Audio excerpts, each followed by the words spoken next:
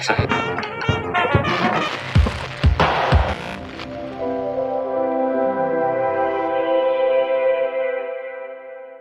y'all, welcome back to Progressions, Success in the Music Industry. Today feels a bit like a milestone, maybe just a tiny one. We're at episode 10 today. It's been 10 weeks since we started this journey. Well, 10 weeks for y'all, probably more like 20 for me. Anyway, I'm excited to bring you today's interview. It's a fun one. I actually laughed out loud editing it. I think you'll enjoy it. So let's rip into this opening rant and then get on to the party. This week, I was planning on doing a bit about collaboration because our guest is one of my closest collaborators. But this morning, I watched a video that a previous guest on the show sent me, and there was an idea in there that really resonated with me.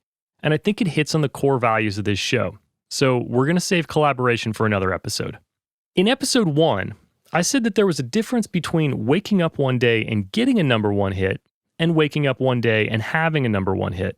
I think this idea will hammer that home and hopefully leave you all waking up one day to your goals being realized.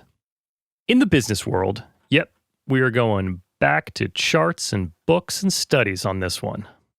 In the business world, there are terms that describe two types of goals: input goals and output goals. Let's start with the output goal.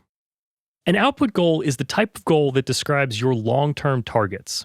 Benchmarks like increasing sales 20% year over year, or increasing your viewership in a key demographic. Output goals are telling you where you want to go. An input goal is an actionable goal that can be measured and defined by the work that someone puts in. Examples: contact 30 sales leads every week, or practice piano for 20 minutes a day. These goals are actions that you and your team have control over. Now back to output goals. These are outcomes, one-off milestones, things that you don't have direct control over. Think of them as where you are steering the ship. They aren't down in the machine room working the engine. That's where the input goals come in. Let's take this show, for example. I'm only going to release my 10th consecutive episode once. It's an output goal, just like my goal of delivering a new episode every week for a year. It's a series of input goals that has set me up for being able to deliver weekly episodes and still continue to do my normal mix work. The best part about input goals is that they are measurable and trackable, and I love tracking stuff. You can see progress being made or identify potential slowdowns because you are either completing or not completing these smaller micro goals. And remember, these revolve around actionables that you have control over. Jeff Bezos wrote in one of his annual letters to shareholders that he believes focusing on controllable inputs to the business is the most effective way to maximize outputs over time. So if you're looking for a case study on input goals blowing you past your output goals, I think you've got one right there.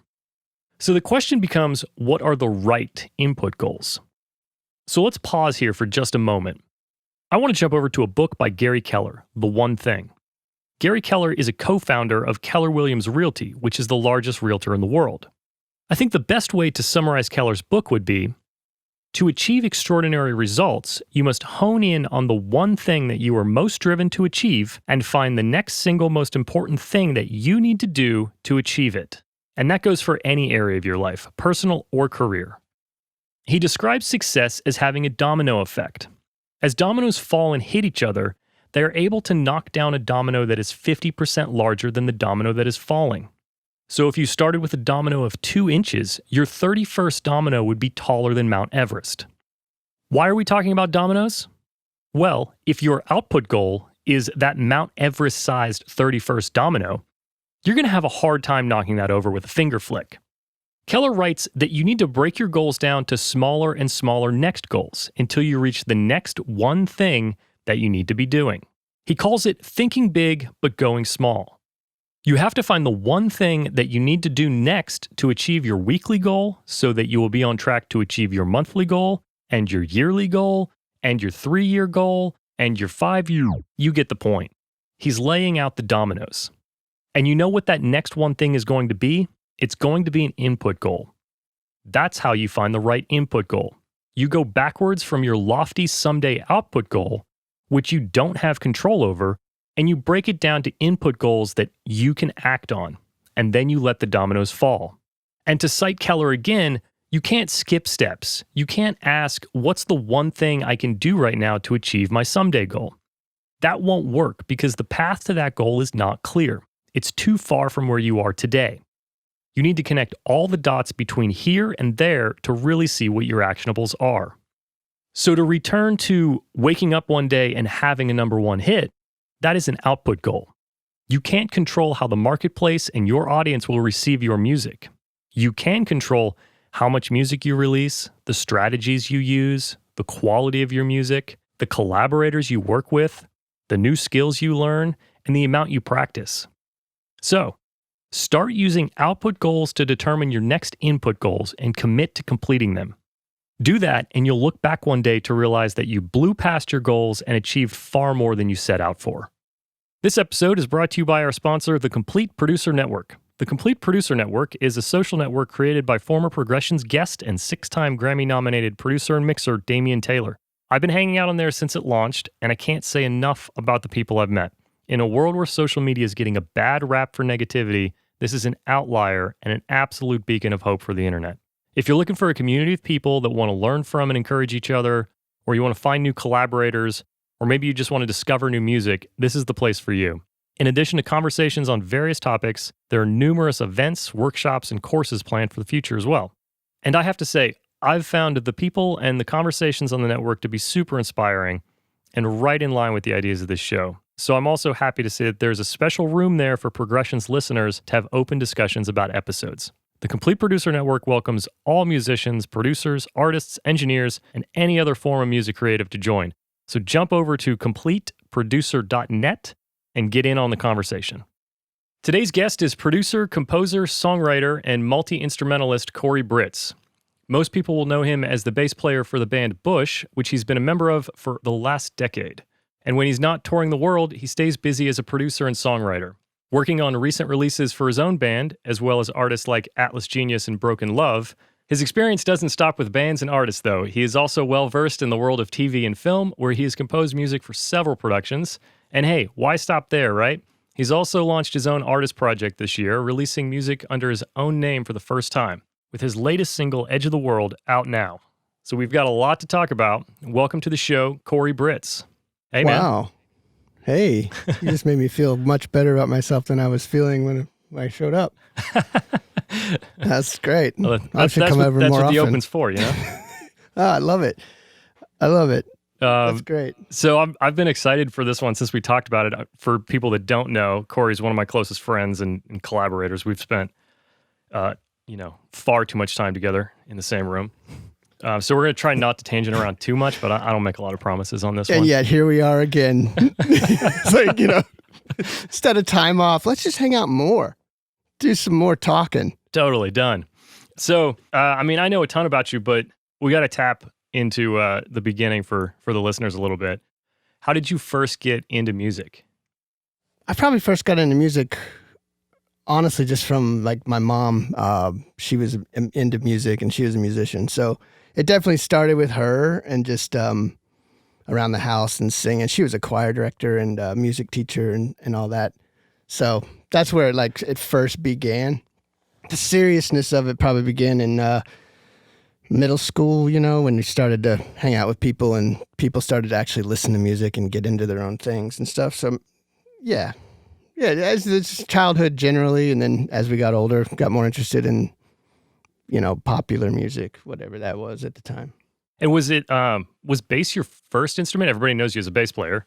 No, I kind of started like piano lessons when I was a kid, and then went to guitar, and then I started playing bass later on. I started playing bass when I was 19 in college because the band that I was wanting to be in needed a bass player, and that's how that started. And then I was into it. It was like one of those things where it's not like I never touched a bass before that. That's the whole thing. But that was the first time it was like, okay, I'm playing bass in a band. I'm gonna concentrate on being a bass player, and that was awesome. That experience was great. And then I realized I enjoyed it more so than playing guitar. And then I switched my major to bass, and that was that. So you went to school for music then? You were at music college? Mm-hmm. I went to Shenandoah University in Virginia as a commercial music major, And before I joined that band, where I started playing bass in, I was going to James Madison University, and I had no thoughts of doing music or going to music school. And then I started playing that band, and like 6 months later, I transferred to Shenandoah Music School as a bass player, or Shenandoah University as a bass player. Yeah, well, because you know me. I know. You know, you know me. I mean, things just, that's how I am. And I'm not a planner. I'm a reactor. And that's my story is, oh, what's that? That's cool. I want to do that.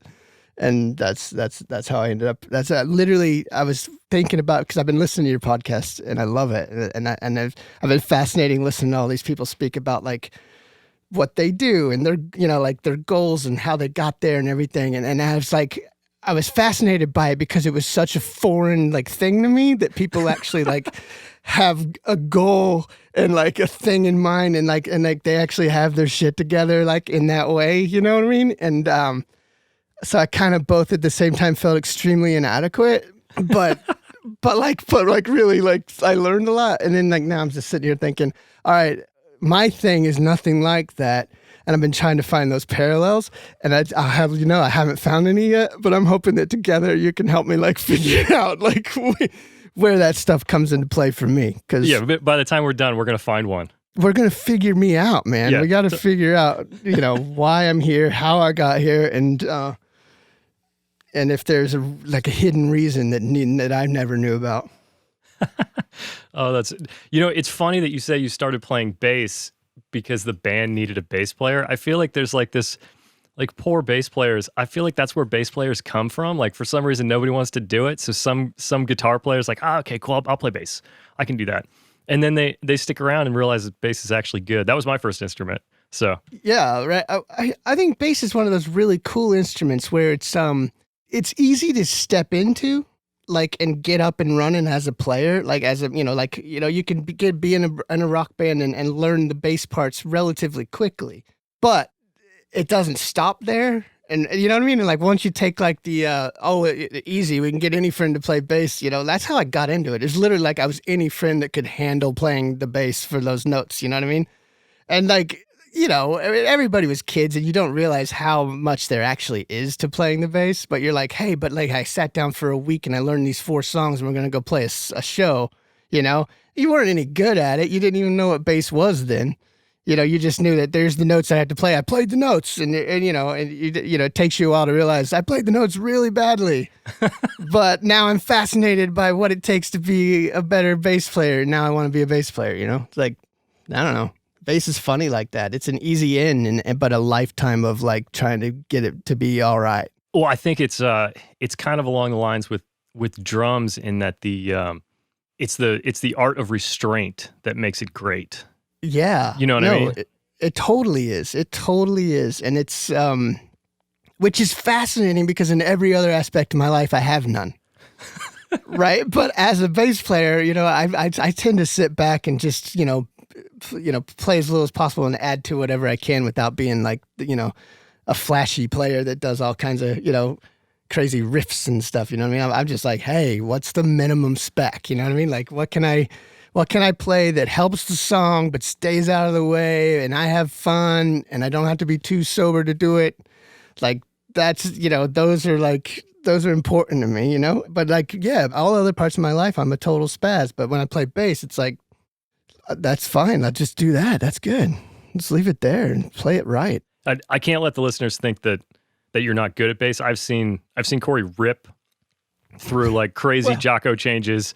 I mean, the guy can shred. He just likes to practice restraint. We'll put that on the table. Yeah. Did I ever tell you, this is kind of a tangent, obviously, we're going to straight to the tangents, how I got into music playing bass? I must have told you because it directly relates to you. More or less. I don't know if you actually have told me.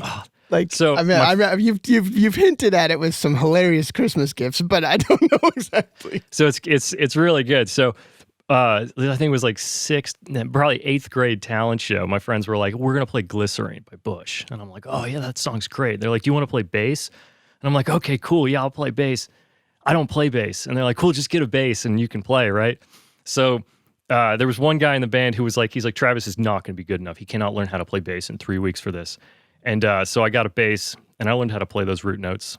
And I was cut. I was not allowed to play in the show. I was vetoed out. And that's how I started playing music, was so that I could not play bass on a Bush track, which I think is hilarious that we've ended up such good friends. Dude, that is funny. You know, my first gig is a very similar story. Like, I was just playing guitar, you know, just kind of learning, and we were doing a talent show at school, and some buddies wanted to get together and play a Beatles song, you know? And I was like, yeah, I'm totally into that. I'll do that. And I learned the song and everything, and I totally got relegated to tambourine. Like my first ever show in front of people, you know, with my buddies, like, you know, trying to start a band or everything. I was Lennon McCartney. And I was so sad about it. And then that drove me to get better and try to be good, because I was so sad that I didn't get to play guitar, and I was just playing tambourine, and unnecessary tambourine, you know, and extremely loud. So, I mean, I was actually doing more harm on tambourine than I ever could have done on acoustic guitar. You know what I mean? So, joke's on them. You know, because I was like, oh, you give the worst musician the loudest thing? Perfect. Yeah, way to go, amateur. Yeah. Oh, man. Showed them. So, let's see if we can find you know, some of these. I'm already some having of these things. The best time. Right. I'm already having the best time. We're gonna find something that happened somewhere here. How'd you get to LA? You were in Virginia. Yeah. So going back to the music school thing, I was in music school, and I was really doing terribly at it. I think I was in my 5th year, and I was still technically a freshman because I'd failed every class for 5 years. And I was friends with Justin Derrico. We met at school, and we had a band, so we were playing all the time. And it wasn't that we were failing the classes, but they had a really strict attendance policy, and we were always gigging and always missing class, and we always missed too many, and they just gave you automatic Fs no matter what, you know? So we were struggling, and the school thing wasn't working out. We were learning a lot. I mean, the school was great. We learned a lot of stuff there, a lot of really good information that we still use all the time. But we failed everything. You know what I mean? So we were just well, this isn't working. So my dad was finally dude, what are you doing? What are you doing? I'll never forget this. This is in April of 2003. And I was my dad came to me on a Friday. He's like, why are you doing this? What do you want to do? I was like, I want to be a musician. He's like, then why are you here? And that Monday, my dad packed my car up and drove me to Los Angeles. He said no. And I didn't even tell the school I left. I didn't withdraw, nothing. I just bailed, just pulled a Houdini. I was out of there, man. And my dad drove me, and I didn't have an apartment or anything. And we drove, and he'd never been to LA in his life either. And we just drove. It was there, hey, that sign says Hollywood. Isn't that where you go? And I was like, yeah, I think so. And then so, you know, we pull into Hollywood, and we just tool around. There's an apartment building that says a vacancy sign on it. We pull in there, and my dad's like, hey, you got an apartment? Yeah. My dad gets me a studio apartment. He pays my first month's rent, and he's like, good luck. And then he just bailed. You know what I mean? It's I'm like, awesome. And then a couple months later, Justin came out. So then the support, you know, my friends that I knew from back home, people started trickling in, you know what I mean? Right. And then we had a little bit of a support thing going on here, because that first couple of months, I was just you know what I mean? I had nobody. I didn't know anybody. I didn't know what anything was. And it was you know, all this tech. So I had a Thomas guide, you know what I mean? Oh, yeah, I did too. And a car. And I was just I was lost. I didn't know where I was going. I didn't know where I was supposed to go. I didn't know how to get in auditions or, you know what I mean? Nothing. I didn't know where people played music. You know, so I was picking up rags, you know, LA Weekly and stuff like that, you know, trying to just figure it out. And, yeah, it was weird, really weird time, and scary as shit, you know, it was just why am I? And then I was why am I here? I said the same thing 2 weeks ago when I was in Virginia. I'm why am I here? I don't know. I should go. And then I got here and I was why am I here now? This doesn't make any sense. But I'm glad I did it. Oh, yeah. Yeah, and for anybody that doesn't know, because this era is gone now, the Thomas Guide for Los Angeles. We're talking about a 200-page book, like a small like dictionary, and you just kind of like, you found your grid, and somebody was like, hey, this is where I live. And you're like, okay, so it's in like A, page 75, box A, 22. And you just got lost everywhere. Dude, it was so awful. It was hard, man. Like, life was so much harder 20 years ago, wasn't it? Like, it's easier in so many ways, but so much harder in so many others. Oh, yeah, for sure. So Justin comes out. Justin's a good friend of yours and mine now. The guy's hilarious. He comes out a few months after you. How'd you guys break into the audition thing? Because that's probably something, I mean, I don't know if it's going to be the same now as it was then, but there's a lot of kids that are probably coming out to LA. They want to be sidemen. They want to be session guys. Like, what did you guys do first? Yeah, well, first and foremost, we just kind of started hanging out. You know what I mean? Like, that was, we didn't know what else to do. So it was just like hanging out, and you'd meet people in our apartment building. You know what I mean? That like, oh, I'm a musician too. Come to my show, you know? And then, I mean, you know me better than a lot of people. And like, that is like my nightmare, right? Like, I don't want to go out. I don't want to go to people's shows. I don't want to do anything. But Justin, thank God, is such an outgoing and like fun person and everything. So by proxy, you know what I mean? Like, I was like, okay. And he'd be like, no, let's go. You know, we figured it out. And then everybody liked him.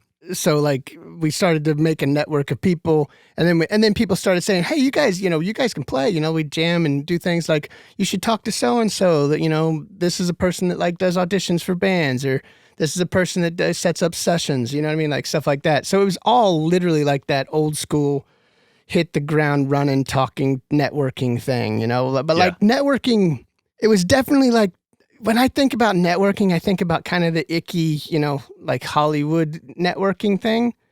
And it wasn't that. It was like an actual legitimately organic networking thing of like just meeting other downtrodden, hopeless romantics that were trying to make it in this business. You know what I mean? We weren't meeting lofty people. We weren't allowed into those parties. You know what I mean? Like, yeah. Well, you know what I mean? We were just finding other guys that were just trying to figure it out. And they'd be, you know, and everybody'd be like, dude, we're playing this show. And you go there and you see a show and like, that person's really good. And you talk to them, and I don't know. I think it was a pretty fascinating thing looking back on it, but it was just going out and doing it just is what made it happen. Yeah. Last week, my guest, Shoshana Bean, she made a comment about networking. I never looked at it this way, because I think of it like you do, like it's kind of dirty and it's annoying. And why am I going to call this guy? He doesn't want to talk to me. But she was like, she looked at networking as just kind of like organic connections with people that you're hanging out with, that you're making music with. And those are the actual things that are going to result in you work or career advancement. All this like Hollywood smoozing is just nothing ever comes from it. Well, you know, nothing ever does come from it. The most amazing connections always come from the small places that you don't even think about. Like where you're not consciously going networking. Like, I've never gotten work out of going to an industry party and shaking someone's hand. You know, that's not where you do it. But I've gotten, I mean, so many weird little moments have turned into jobs. You know, just being at a music store to pick up a pack of strings. And it's like, oh, there's a really cool bass. I've never played one of those. You know, I wanted to check those out. And you plug it in, and then some guy walks up and is like, hey, man, you sound good. You know, I'm like, oh, wait, what do you do? And then you're just like, all of a sudden, you've got a new lifelong friend who happens to be a big record producer. And he was just there to pick up a new capo. You know what I mean? And you're just like, oh, my God, I just made friends with this dude. I had no idea who he is. Like, you look him up when you get home, and you're like, oh, shoot. That dude's got some stuff going on, and he thought I could play. How cool is that? You know, and then you email him and say, hey, great meeting you. And then, 6 months later, out of the blue, they're like, hey, I got a project I'm working on. What are you up to?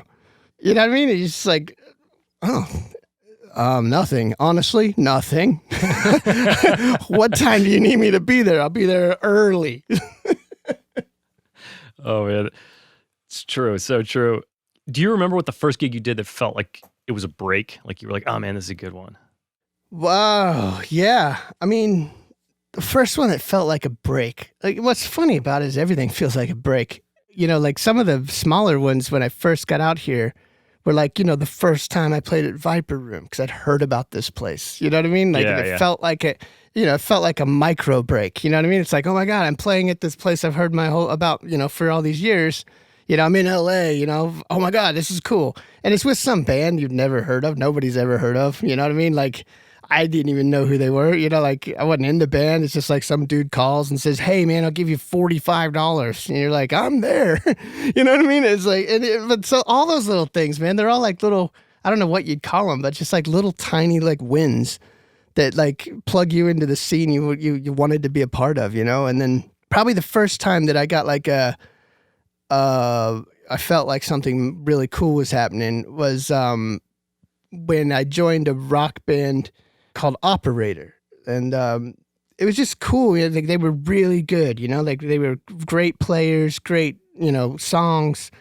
And they were, Atlantic signed them. And then that didn't end up working out for me. But it was like, that was like the first time I like kind of was close to that, that thing, that thing that you think is what you want. You know what I mean? Like, and Yeah. and that was, that was a cool moment, and it didn't end up working out. But that band and everything that surrounded that band was the main explosion point.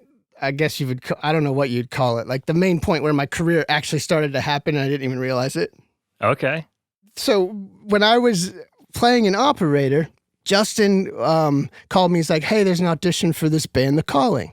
Right? And he's like, "You should come." He's like, "I'm going to go down and they're looking for, guitar and bass." I was like, "Great, I'll come." So I go down to this audition. I audition, Justin auditions. They end up calling. So me and Justin are back at our apartment. I don't know why I would call it a hotel. There's some weird psychological stuff we should speak about off the air. But so like we get back to our apartment that evening, we get a call from the management, and they called Justin, they're like, "Hey, we want you to play guitar for us, blah, blah, blah." And then like he hangs up and I'm like, "Dude, that's awesome. You got the gig, whatever." And then like 10 minutes later, they call me, right? And I turned the gig down, right? And I was like, "No, I'm in this other band and we're talking to majors and everything's going well, blah, blah, blah." So Justin joins the band. He goes off and does his thing and he starts playing with this band, and they're touring and doing their thing. And I stay here, and like literally like 3 weeks later, I'm out of that band. Like it's just like it didn't work out. I mean, it's just like, so I'm sitting there and I'm like gigless. You know what I mean? And I'm like, oh crap. Like I should have taken that gig because they had a huge hit song at the time, and they were doing their thing. And I was like, oh, I felt so stupid. You know what I mean? Like, it's like, oh, I made a bad choice. Like one of those ones where you're like, you got your pride and I'm part of this band and we're getting signed. You know what I mean? That whole thing. And then it just blew up in my face. But then like literally a couple weeks later, they're out there on the road and realized they couldn't cover all the parts with the people they had. So they wanted to add an auxiliary guy, a keyboard and guitar guy, right? Mostly keyboard. And Justin calls me. He's like, "Dude, you want to play keyboards in the band?" And I hadn't touched a keyboard since like elementary school. You know what I mean? Like when I was taking piano lessons, and I was like, "Yeah, I want that gig." So I went and auditioned on keyboard. I mean, I shedded so hard for like a week to try to learn how to play keyboards. You know what I mean? And like I'd go in there and I'm like, and I did it okay. It wasn't great. But like Justin was already in the band. They already liked him, and he's like, "We should bring him. He's a great guy. Like you guys will love him." So they hired me. So now I'm playing in that band on keyboards and a little bit of, guitar. And then like maybe a month later or so, the bass player ended up not being able to be in the band anymore. So then they're like, "No, man, we need a bass player." And then they're like, "Wait, didn't we want you to play bass anyway?" And then I just moved over to bass. And like, and that was it. That was like the big moment. So it's all this like me just like not having a plan and weird crap happening and me just going, "All right, I'll do it," which is, how I am with everything I've ever done. It's just like, I don't know why I'm here. Well, but you'd put in the time and you had the talent to back up those, like when you got those opportunities, you were able to come through. I mean, you weren't playing keyboards. You showed up. Now all of a sudden you can play all these songs on keyboard. Did you have to buy a keyboard? Did they have a rig? No, luckily they had one. Okay. Right? And Justin was kind enough to tell me what model it was so that I could learn how to change it into the key of C for every song. See? So sometimes, it's not always talent, but your ability to recognize your lack of talent and figure out how to use tech in order to cover your inadequacies. You know what I mean? It's like, oh, this song's got 4 flats in it. oh, how many is that? 1, 2, 3, 4, 5. Yeah, okay, now I'm in C. Woo! It's like, this is very revealing. What was I forget? What was the big song from The Calling? They had "Wherever You Will Go." That was their big smash hit. Yeah, it was huge. That was were you playing with them at that time? Were you guys playing that song around the world?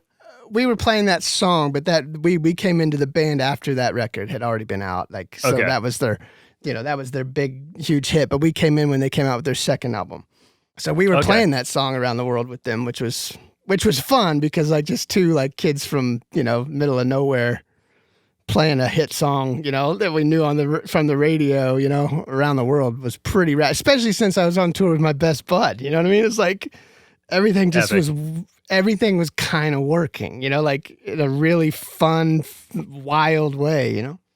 Amazing. So I have a million things written down to talk about, but we definitely have to hit Bush. How'd you end up bass player for Bush?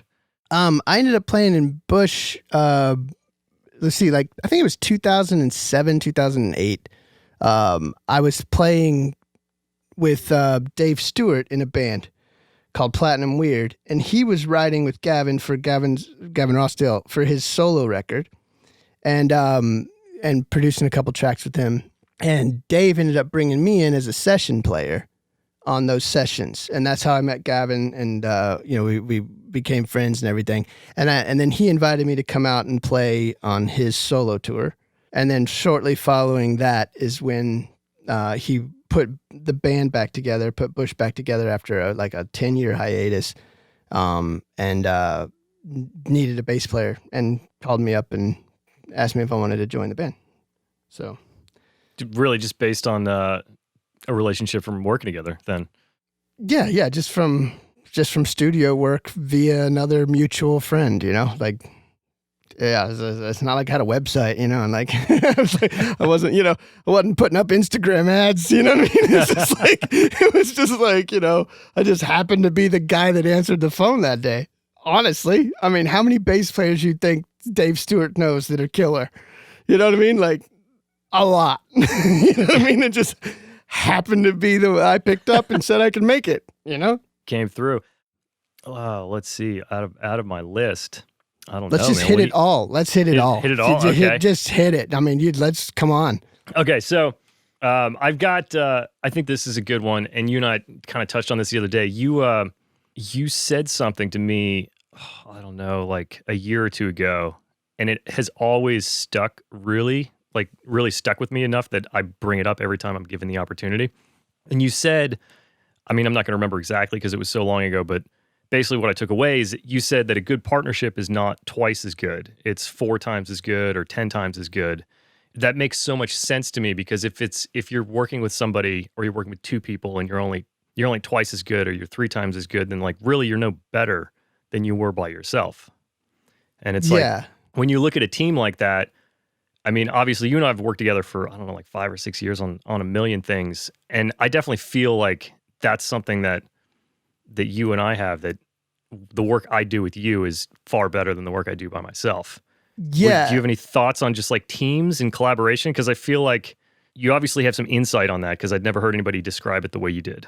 Well, I've always subscribed to the fact that knowing your own inadequacies and things that you're really bad at is one of the most valuable things you can do. And we live in a world where everybody's pretending like they're really great at everything. And it's I don't know. I've never subscribed to that. I mean, like you said, I honestly feel like when I write a song by myself, that it's okay. You know what I mean? It's okay. But whenever I write with somebody, it's way more than twice as good. You know what I mean? Right. you have other perspective. You might bring somebody in that's really great at lyrics or musical parts or just great at tying the room together, great arrangers and great, because there's all these different things that you can get caught in. I always get caught in my own rut. My rut's changed by the day, but every day I'm stuck in some rut that I've imposed on myself with some thought I had. You know what I mean? So today, if I write a song today, it's going to be it's going to be A, B, C, A, B, C, D, A, B. Because because that's what I thought about this morning when I heard this other song that did that.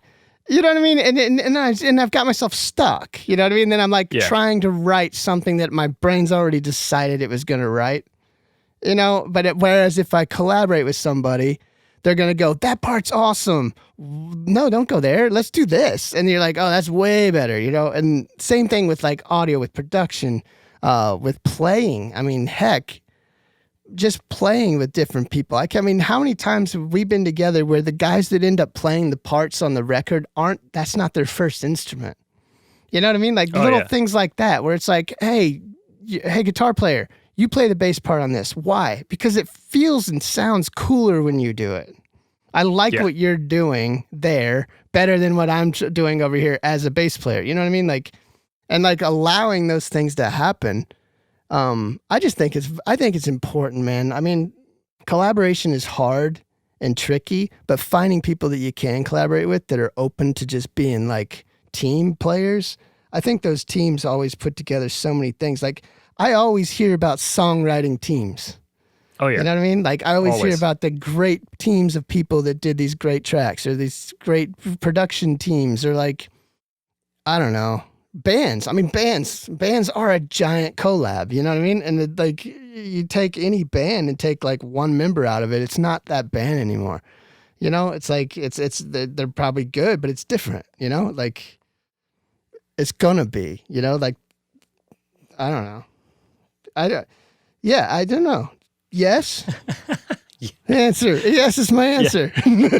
So, well, I guess it lays out like the importance of like the sum of it all. You know what I mean? It's like you can take a bunch of really great things or really great people or great ideas and shove them together, and if they don't come out as a far better idea or a far better product or band or whatever it is, not even music aside, then it's kind of a bust. Otherwise, you should have just left it alone. Yeah, no, I totally agree with you there. It's like, I don't know. I just have always enjoyed it, and to a fault sometimes, because I've also been the one guy that's in the room that everybody's annoyed at. But, you know, like, you got to find the people that you work with well, you know? Like, I mean, I've been in bands that fired me because, like, that just didn't fit, you know? Like, and then I've been in other bands that are like, how can anyone fire you? We're having such a great time together. I'm like, you just got to find your place and not be upset. Like, you know what I mean? Like, a lot of people get so hurt by those kind of situations. Oh, Sometimes it's just a bad fit. It's not your fault. It's not their fault. It's nobody's fault. Maintain friendship. Don't burn that bridge on your way out. Be cool, because like literally they always come back around. Like the same people that have fired me off one gig are the same people that have hired me for other gigs. It's not necessarily you. It's not necessarily anything to do with you. It's just the situation's not yours. Oh yeah, and people that can recognize that you're not right for a job or a band or whatever it is are probably also the people that know what you're going to be right for. And that's why they're going to call you back. They're like, he wasn't right for this, but you know what he's really good at? This other thing. Like you said, they'll call you back a couple years later. Well, I mean, early on in my career, I got called for an audition. It was for a really heavy band. And as you know, I love heavy music, but I'm not that heavy of a guy. You know what I mean? Like, it's like, you know what I mean? Like, it's not like who I am, you know? But so I walk into this room and it's like, they're all like freaking yoked, you know what I mean? Just like, like dudes, you know what I mean? Like, just like freaking muscle bound, tats on their face, blah, blah, blah, blah, you know?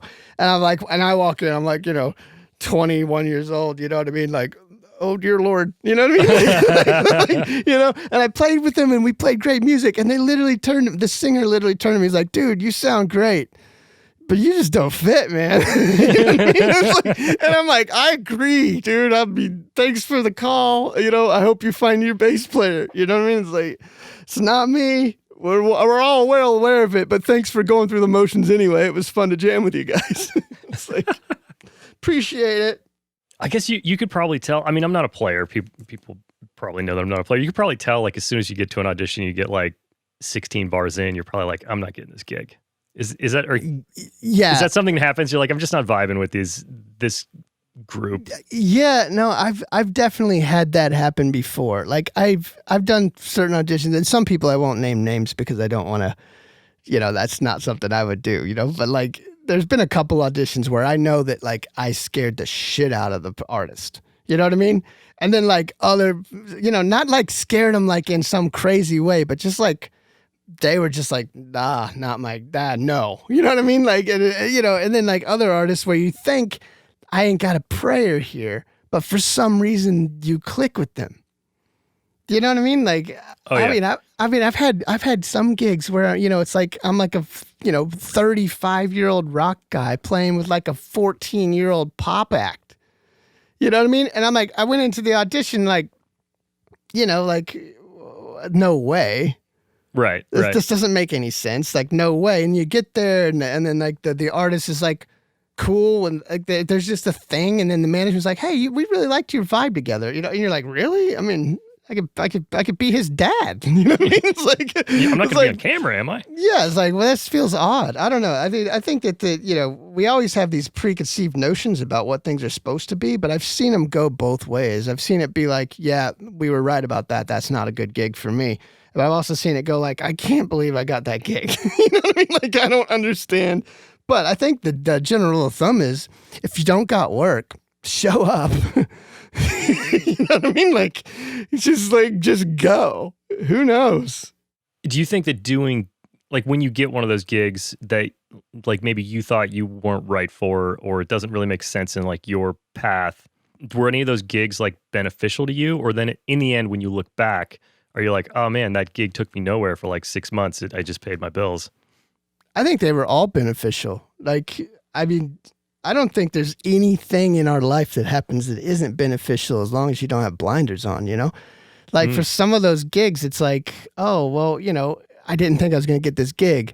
But after, working with this artist for 3 weeks and doing a run of like promotional shows or whatever, I now have a really good understanding of how to be in the studio as a producer with a 14-year-old kid.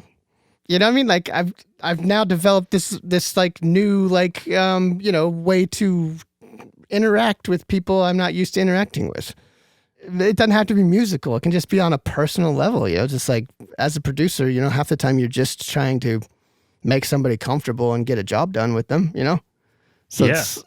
it's you put that in your quiver and you never know when it's going to show up, like, all right, now I've been in that situation. I know this situation, I can handle a momager. You know what I mean? Like I've had those run-ins. You're like, oh, okay, cool. Now I see what their dynamic is and how they work and, and how I can, make sure they're all happy, Yeah. Well, I think that's an important takeaway is that you're always taking something away from every opportunity, that you're learning something everywhere, which I think is something that I've noticed is like you have this relentless like learning. I'm not going to call it a problem or an addiction, but it could technically be called an addiction. Every time I talk to you, you're talking about something new. You're like, oh, yeah, I just figured out green screens. I'm going to use that for my next video, and then we're going to chop it up like this. And I'm just like, whoa, where is he like finding all this information? How does he have time to ingest all this? Like, do you find yourself to be like super inquisitive on just everything? Yeah, but you're right, to a fault. I mean, to an absolute fault. I mean, and you've seen it. I mean, my focus is crazy. I mean, it's so much focus, but it's not on anything it should be on ever. Right? It's like completely displaced freaking pinpoint focus at all times. Like when I should be learning how to play this song because I'm going to go play a show tomorrow, I'm over here going, oh my God, can you believe what they did in this? You know what I mean? Like, it's like my focus is never in the right spot. And it's something I've always been, not always. I was never really aware of it until I met you. And like, you started to let me know, like, wow, you're all over the place. And you're always, when we work together, you're always the guy that's like, whoa, land the plane, dude. We need to figure out what we're working on here, not whatever you're talking about right now, because that has nothing to do with anything, and I don't know. I mean, it's something I'm working on is trying to apply myself, in more constructive ways as opposed to, like last night, dude. This is so stupid, all right? But this is like you'll get a kick out of it because you know it's me. Last night, I watched at least 8 hours of online chess tutorials. I believe it. For no reason whatsoever. I have no aspirations of being a master chess player or what, you know what I mean? It's just that I got an app on my phone and the computer kept beating me. You know what I mean? And I was just like, this is so annoying. And then I dedicated 8 hours of my day yesterday, which could have been much better used in a lot of different ways. Did you beat the computer? I did, yeah. Yeah, I finally beat it once. So, but that's my point. It's a complete waste of time. Maybe. I don't know. I mean, maybe you never know. Yeah, you never know. I mean, maybe it's some party, you know, someday when I'm like 75, I'll be like, oh, I know this opening that you probably don't know. It's like so stupid. Well, I think from our experiences together, you've cataloged a lot of information, but I think that people know that about you because I feel like there's a lot of some of the gigs that we've done together. I feel like they came to you because you're a problem solver. And even if you didn't know 100% of the path to finish that piece of the puzzle, you learned it by the end of the day, and then we were able to knock out whatever we needed to do. So I think that carries along. I think people see that, and they're like, you know what, Corey knows a lot about a lot. Yeah, but not like a lot about a lot of one thing. You know what I mean? Like, it's like, I know. It's kind of one of those jack of all trades versus like, you know, a guy that's really good at something.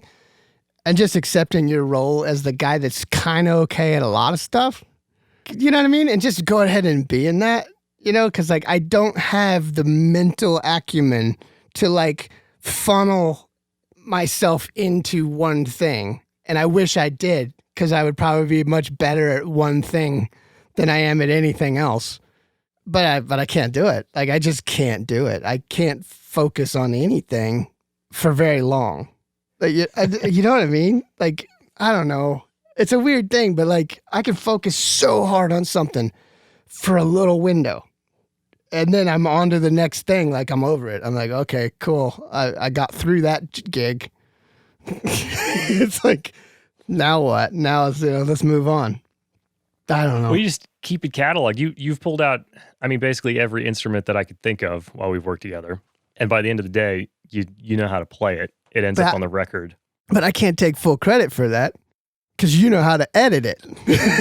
Right? So it's like at the end of the day, that's what I'm talking about with collaboration though, right? The fact that I can almost make a trombone make a sound and you can 100% edit all those almosts into a passable thing. We couldn't do that without collaboration. Well, we should tell everybody that we've never done trombone. Oh, that wasn't you? We can put it on the list, though. No, you know what I mean, though? I mean, it's like, it's a lot of the stuff that we do, it only happens because we're all in the room and we're all able to help each other get something across the line, I've played drums on a lot of our projects, and I'm pretty bad at it. But you were there to freaking make it sound like I know how to play the drums all right. It's like, it's pretty funny. Yeah, I think it always comes back to the sum, and you get all the right people together and you can get something done. I mean, we met working on The Voice, and that was like another gig I shouldn't have been on because I didn't know what I was doing. But you filled your role in that team. I mean, it was 5 or 6 guys that all had a very specific task to turn around 10 to 14 songs in a 48-hour period every week. And if you wouldn't have had all those people doing their thing, you would have never been able to spit out 14 songs in 48 hours. But also, if guys like you hadn't been there to like teach me how to do the obvious stuff that I didn't know how to do, I would have been totally fired. You know what I mean? It's like, oh yeah, hey Travis, how do I open up a session? You're like, you're going to want to click on that. I'm like, oh, cool. Now I'm in. Corey never given himself enough credit over here. No, but I'm better at it now because I've known you for like 6 years. You know what I mean? Like you've taught me the Jedi ways. You know what I mean? But like before that, dude, I was just a young Padawan who was lost. No idea. I had no idea anything about computers, and I still don't. I had to call you before this podcast to ask you how the heck this was going to work. I'm not editing that out. I'm leaving that in for sure. You should leave it in there. Yeah. Leave it all Yeah. in. Reality is hilarious. So I've had a couple bass players on, one other. I have the this bronze thing medalist? about bass. Thanks, Travis. You're my third favorite. Yeah. I find so I have to ask. I'm going to make it my thing in this podcast to ask every bass player that comes on the show why they think bass players end up making really great producers or MDs. Oh, I worked for a producer bass player. You're a producer bass player. I mean, you can list off tons of producer bass players or like super. I feel like an MD in a band is usually the bass player or the keyboard player. What do you think? Because I'm taking a poll. Everybody's getting asked. What do you think? I think bass players just need the work. It's like, oh man, I mean, on a serious note, like, I think that there's just something about playing bass where you kind of, in most situations, you're kind of like the, I don't know, you're kind of like the conduit, like, not necessarily musically, but like between members of the band, like, you kind of just end up being the biggest, like, communicator.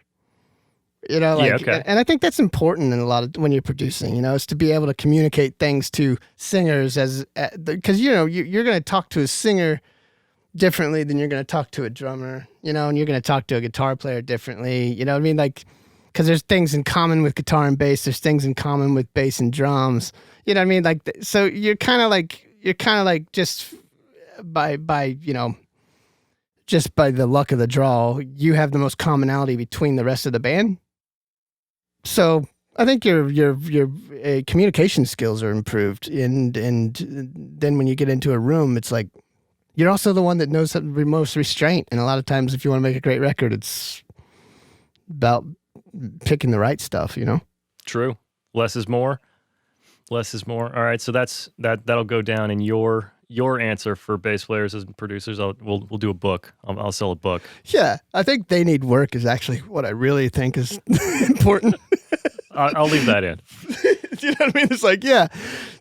So I got a couple more questions. I think that you and I are I think we're these kind of oddities where we work in music and we make music, but we're both kind of a little bit more left brain than right brain.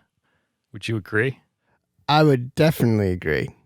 What do you think about like approaching music from the analytical side of the brain?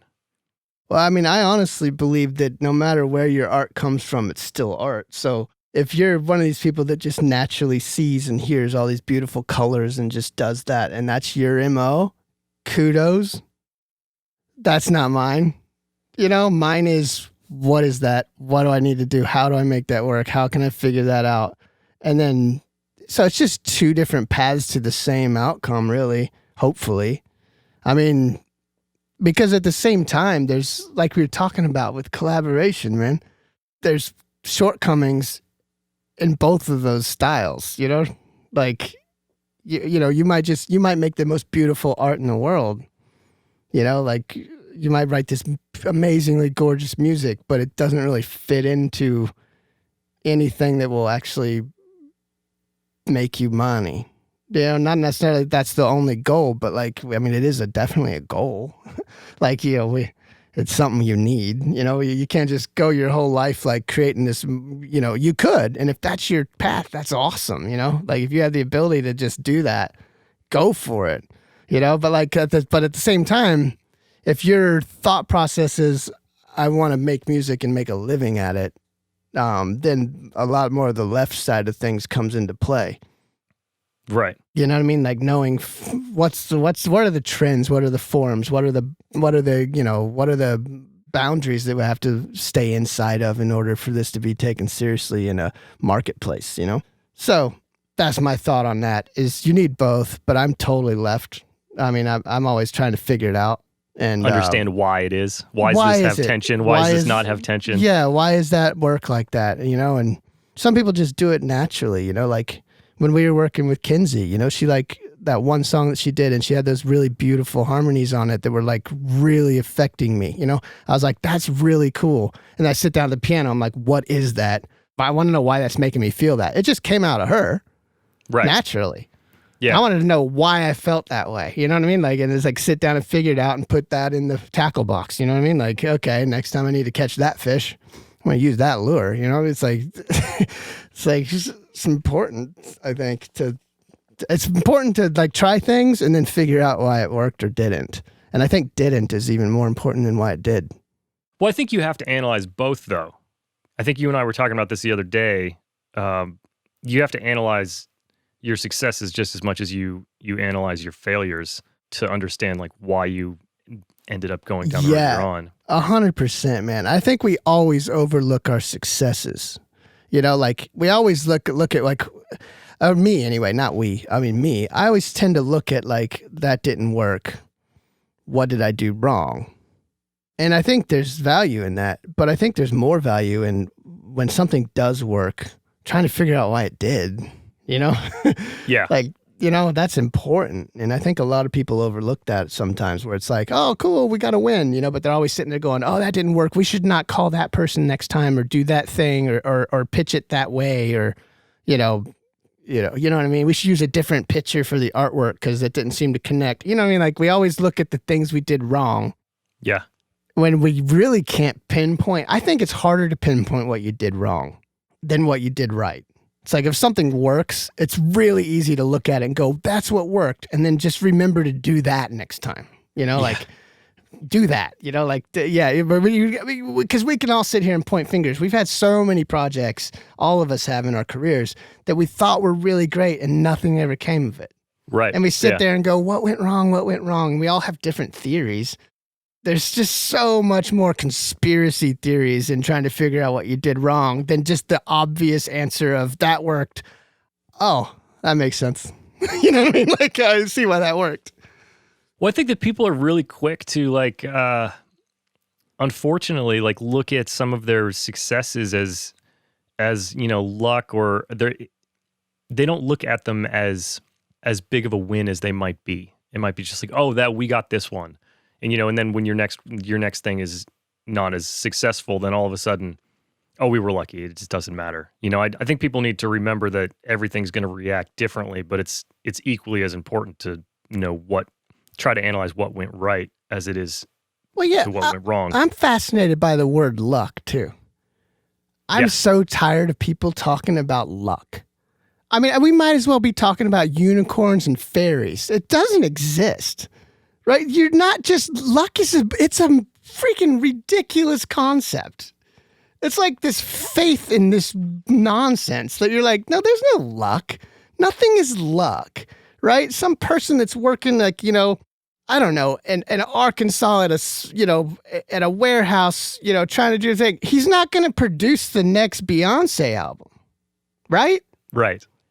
He's not even a musician, but you know, but he got lucky and he went from, you know, no, that's not that. That's ridiculous. That is such a ridiculous thought to me that it's like, no. Yeah, people are like, oh, he was making beats and he was doing all these, you know, tracks and blah, blah, blah. And then like all of a sudden he got lucky and Beyonce cut his track. I was like, no, he didn't get lucky. That's not luck. Yeah. You know, if he was building bicycles in Oregon, and then all of a sudden, and wasn't making beats or doing anything, and all of a sudden he had the next Beyonce track, then I'd start thinking about luck. But tell me one time that ever happened. People are always doing something and working towards a goal. There's always some connection of work that they did in order for the luck to happen. The luck. It's still not luck. It's just like somebody liked what they did. If you don't do nothing, you're never going to end up getting anywhere. I agree 100%. And, you know, like trying to convince people luck is not turning their career around is like part of my reasoning behind, you know, a lot of the things I try to talk about on this podcast. But I read something that was, it was an interesting take on it. And I can't remember, I was trying to find it just a second ago of who said the quote, and I couldn't. So I'm not going to commit it to the show. I'll just say a name. You might get lucky. Yeah, right. But it's basically this. Sorry. It's so stupid. Basically, the point of the quote is that nobody's any luckier than anyone else. It's essentially that everybody is lucky. It's just some people are prepared for those moments of luck. You know, everyone does get and it was an interesting twist on luck because in episode 1 of this show, I gave luck I was really bashing luck. And I guess it's like, it's really how you define the word. Like everyone is going to get these opportunities, no matter what they're doing. They're going to come to you. Yeah. But like you said, like that guy doing the beats for Beyonce, he was prepared when his quote luck happened.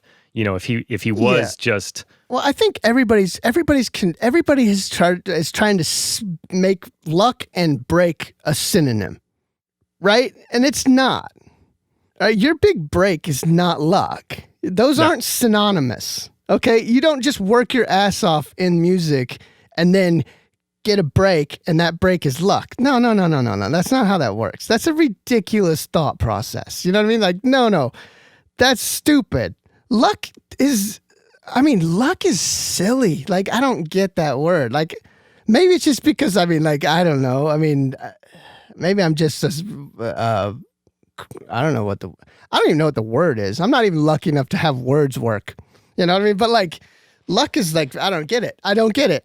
We've had this conversation before, and right now I'm just flustered, and I just don't understand luck. I'm just like, yeah, no, nobody gets lucky. You might get lucky, like if, I would consider like if you, remember like Final Destination when they're like driving down the highway and those logs fall off the truck and one of them goes right through the windshield and takes that dude's head off? The other person got lucky. You know what I mean? Like that guy didn't. I would say maybe you could call that luck. You know what I mean? Like you're willing to let that be luck. Yeah, I'm willing to let that be luck. I'm down with that. Or bad luck. And if you hit 00 on roulette, maybe that's luck. I don't know. I mean, there's no reason for it. It's not like you worked your ass off and you earned hitting 00 at roulette. So I'll let you have luck on that one. Agreed. I don't know. I'm just frustrated by it. I think it's a bad thing to put in people's heads. Yeah, I think people put too much weight on it. And you wouldn't be where you are if you weren't good at bass. If you hadn't practiced, you wouldn't be getting gigs. If you hadn't learned the language of production, you wouldn't be in rooms writing and producing. Like, you put the work in, and then when presented the opportunity, you won, Yeah. No, but I think that, the manifestation is a better word. Like when things like actually happen as a result of what you were trying to do. I mean, you should be able to own that and be proud of it. Yeah. You know what I mean? Like when something happens because of something you did to get there, don't call it luck. Because that takes away your victory. If you worked hard for something. Yeah, take the medal. I mean, it's your medal. Yeah. Like, don't call it luck. No, that's like really well put, because it kind of like, it really stabs luck in the heart, because people love to say, "Oh, I got lucky on that. I got lucky on that." I was like, "No, you worked really hard and something happened. Like, just embrace it for a minute, Because we all know that the next one might not be as successful or whatever it is. Like, take your victories, learn from them, and pile on them. Heck yeah. Yes.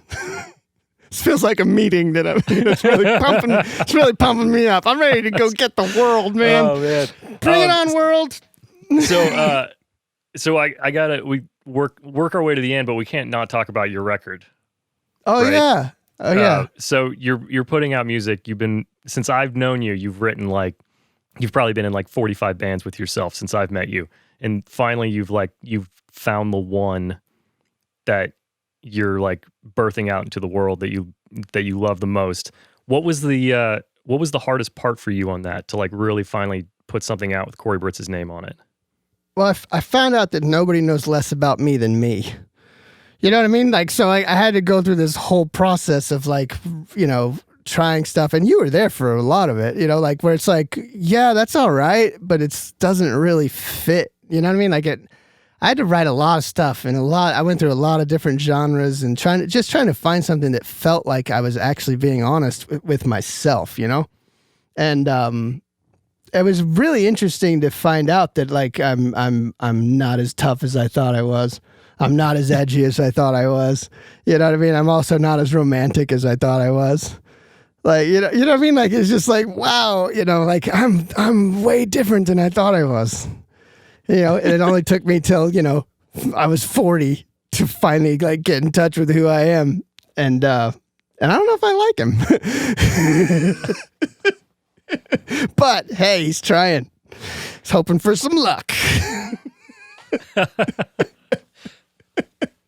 No, but I think honestly, man, like that was the whole thing for me, was learning what I wanted to say and trying to figure out who I was trying to let people know I was, which is a trick. You know what I mean? Like, because I've never been an artist. I've always been somebody that tried to help other people make the art. Right. So when you make your own art, all of a sudden you're sitting there without a canvas. You know, you're like, oh, I got all these things that I'm good at doing, but how do you apply that to yourself? You know, it's like, right. so I just did. You know, like I'm like, oh, well, your voice doesn't sound good in that genre. You know what I mean? Your lyrics don't really fit with that kind of a beat. You know what I mean? Like your voice doesn't really sit good in that key. That key doesn't really sound good in this, and you just go through all those production things, but on yourself. You have to be real honest with yourself at that moment too, which is really hard. I mean, I had no idea how much of a dick I've always been to myself. You know what I mean? Like, I've lied to myself more than I've ever lied to anybody in my life. You know what I mean? Like, and it's a sad truth when you figure that out. You know, it's like, oh my God, like here I am, I'm, in the middle. You know what I mean? Yeah. And I'm just starting to finally, let myself be something that it's always wanted to be, I guess is the way to say it. I don't know. But it's been a cool journey and I've enjoyed the hell out of it for more than one reason, but mostly because I got to do music with my friends, say something I wanted to say, and the collaborate. Like, it's a solo record, air quotes, but it's such an awesome collaboration with so many great people. You know what I mean? Like, it is, yeah. That's what makes it so special for me anyway, is because like I hear elements in there that are just like, they're not like, that's not what I would have done. You know? I love that. I'm glad that's in there. You know what I mean? I'm glad that drum beat's in there. I'm glad that guitar line's in there. I'm glad that all this stuff that I couldn't do and wouldn't have done is in there, you know? Yeah. I'm glad you used the SPX 90 on the vocal. I wouldn't have done that. And it's rad. It's like, you know what I mean? Little things like that, dude. It's like, it's as much everybody else's record as it is mine. And it feels cool that way. I'm glad, because then if it sucks and everyone hates it, I'm not the only one on burning on the stake, you know?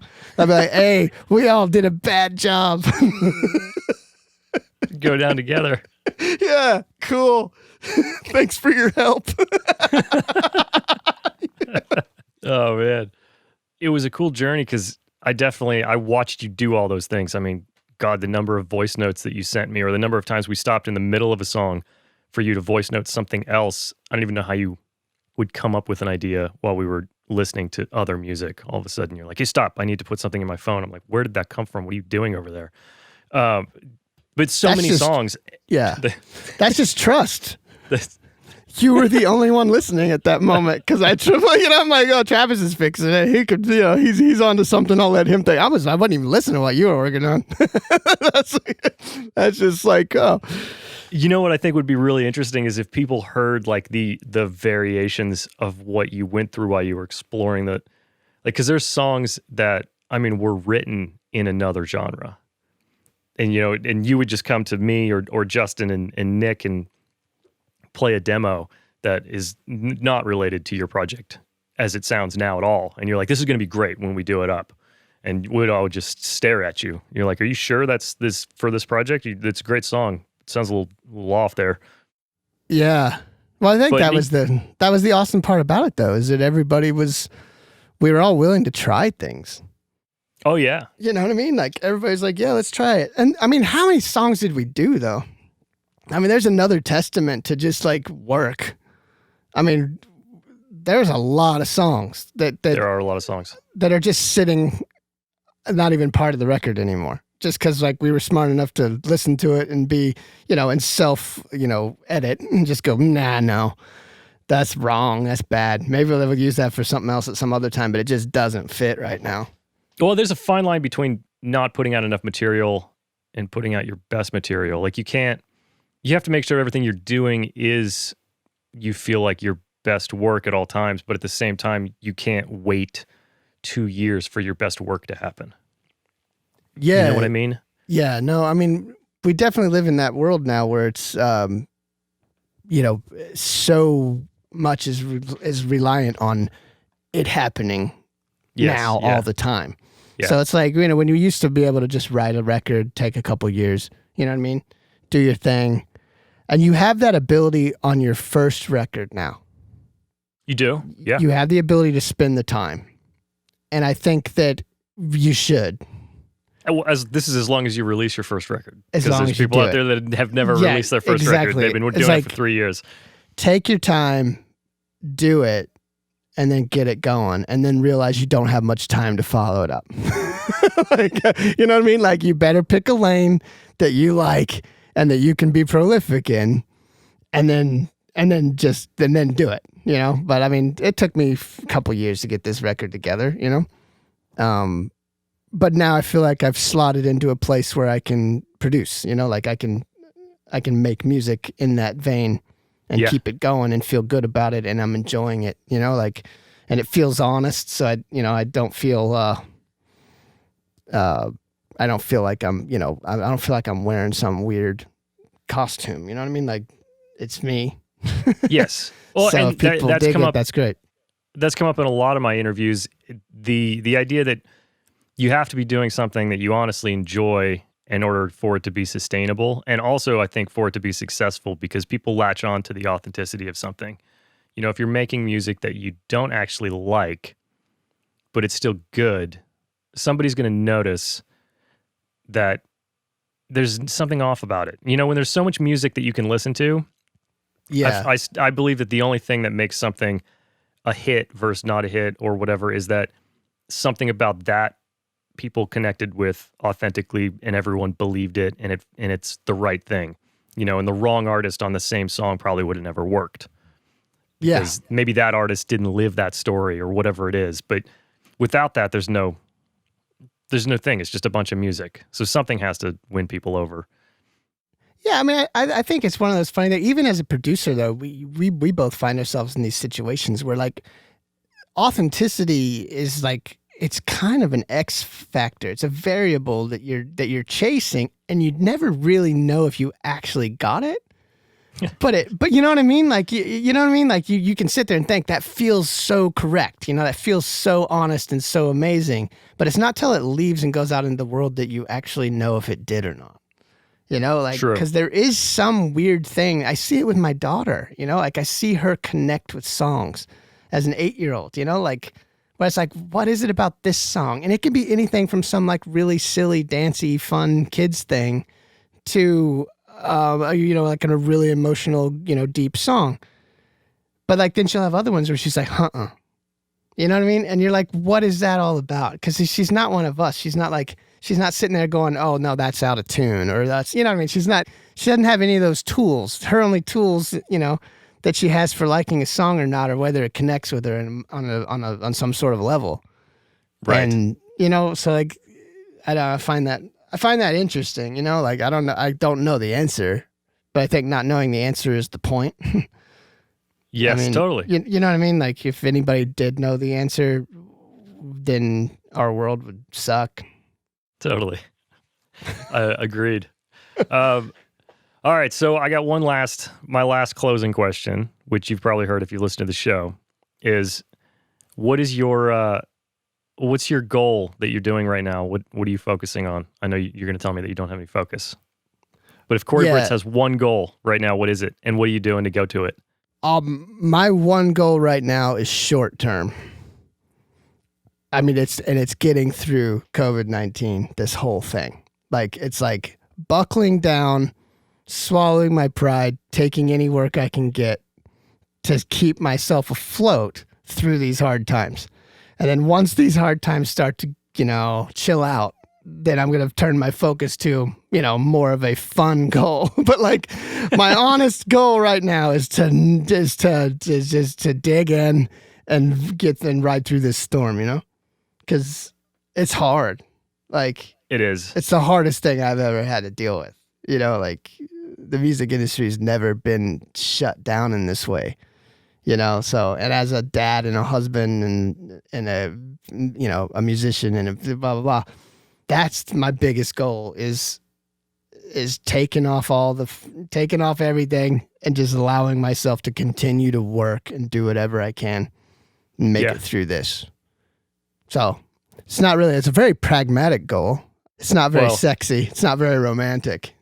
Well, I mean, it's honest, that's for sure, because, everybody listening right now, assuming they're listening current times, is probably in agreement, because that feels like a daunting task on a day-to-day basis to make it through the rest of this. So I mean, on a broader level, it would just be to continue to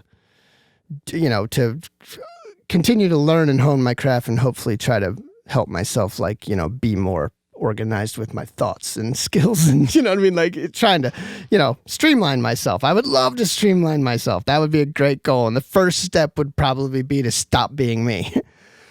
So that's my first step in that goal, is to forget about me.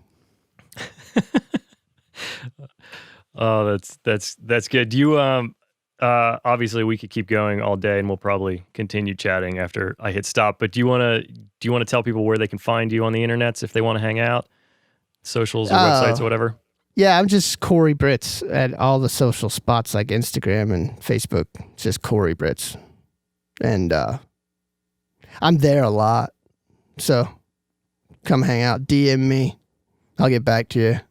Oh, amazing. All right, Corey, thanks so much, dude. This has been great, man. We should do this again. We'll do a part 2. I don't know, tomorrow. Dude, you want to do it tomorrow? It's been amazing. It totally feels like every day of our working together. Like, this is like the best. Like, I've done a couple of podcasts and I've never been this comfortable, but like just talking with your buds. It's good. It's good. I don't think anyone learned anything.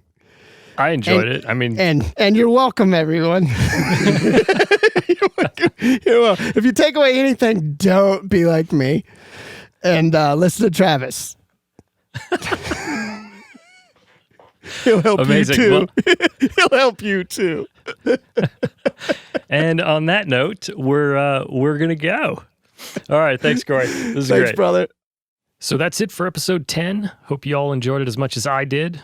Please like and subscribe, share with your friends, and join us over at completeproducer.net. We'll see you next week.